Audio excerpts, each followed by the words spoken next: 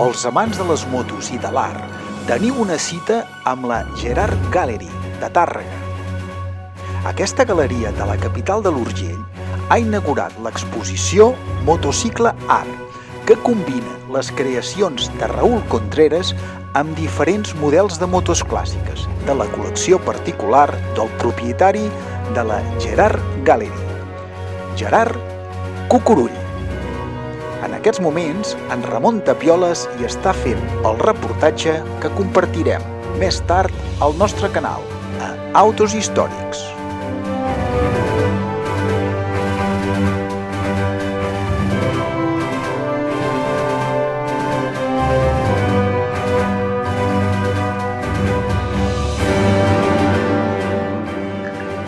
Motocicle Art, que romandrà oberta fins al 30 d'abril. És una singular proposta que combina l'exhibició de motocicletes clàssiques i art. Horari de l'exposició, de dilluns a divendres, de les 18:30 a les 20:30 hores i el dissabte, de 10 a 13 hores.